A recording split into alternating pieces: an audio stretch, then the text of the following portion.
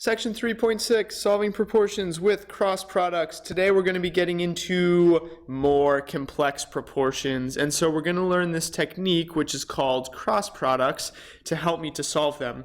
By the way, make sure not to turn off the volume on this video. It's really important to hear my voice. I'm going to be saying things that are useful to you that I don't necessarily write on the screen, all right?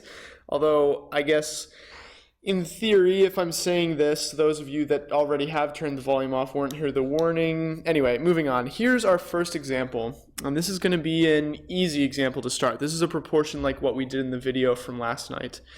I have a proportion, I have a ratio, it's set equal to another ratio. That's what the definition of a proportion is.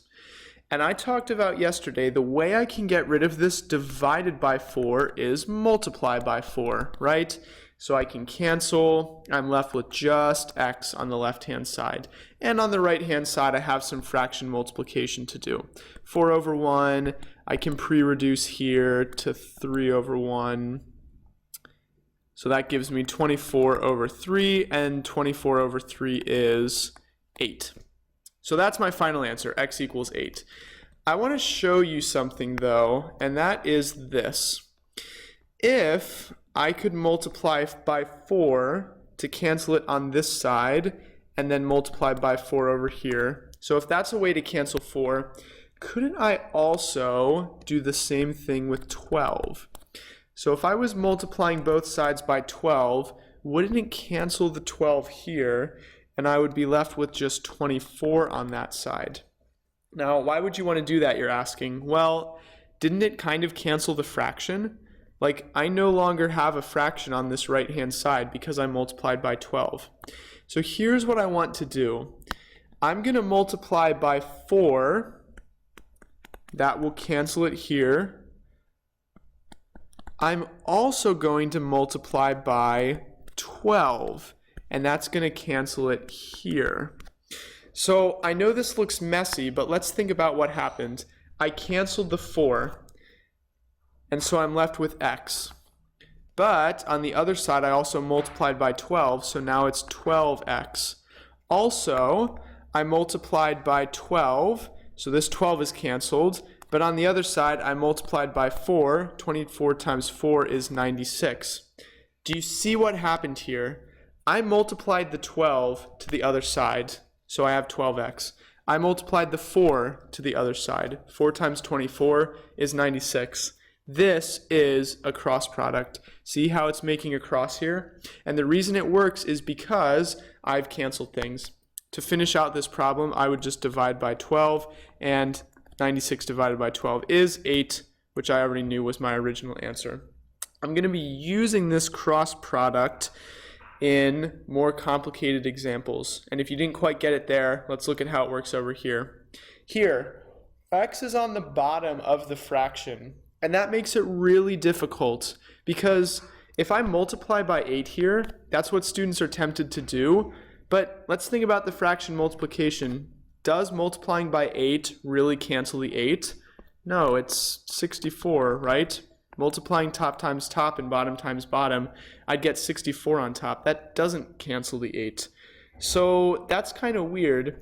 Even if I had found a way to cancel the 8, the x is still in the denominator of my fraction, and I'm not solving for 1 over x, I'm solving for x. And so I need to find a way to get x out of the denominator. What can I do?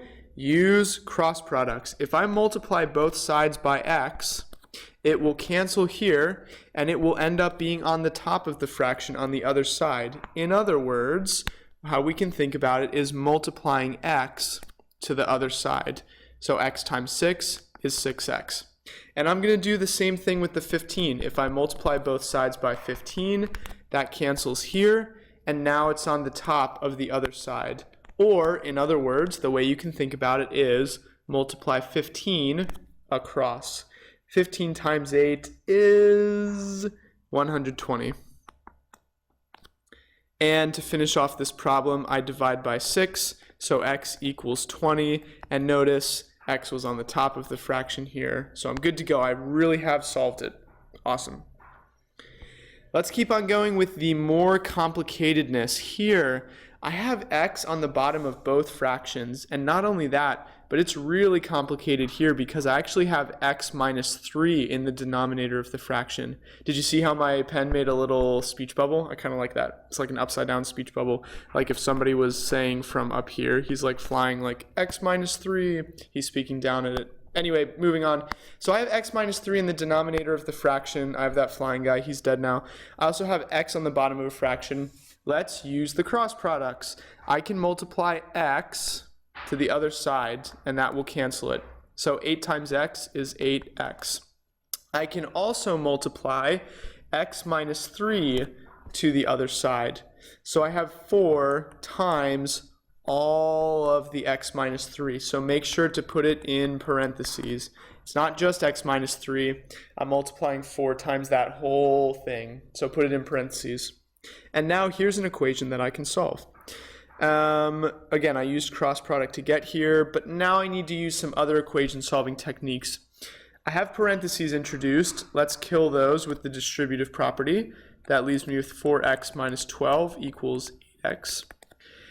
And at this point I have, let's see, yes, I have x on both sides. I don't want the x over here, so let's subtract 4x. Now it'll cancel here, and I'm left with negative 12 equals 4x. I can also divide through by 4, which gives me that x equals negative 3. Now, with these problems, sometimes it's useful to check our work. We can get these things called extraneous solutions. You don't have to worry about too much of that yet, but I think it's just good to check the work here. If I plug negative 3 into the left-hand side of the equation, I get 4 over negative 3. If I plug x equals negative 3 into the right side of the equation, I would have 8 over negative 3 minus 3. Let's make sure these are equal. So the left-hand side, that's an already reduced fraction. The right-hand side, I have 8 over, let's see, negative 3 minus 3 is negative 6.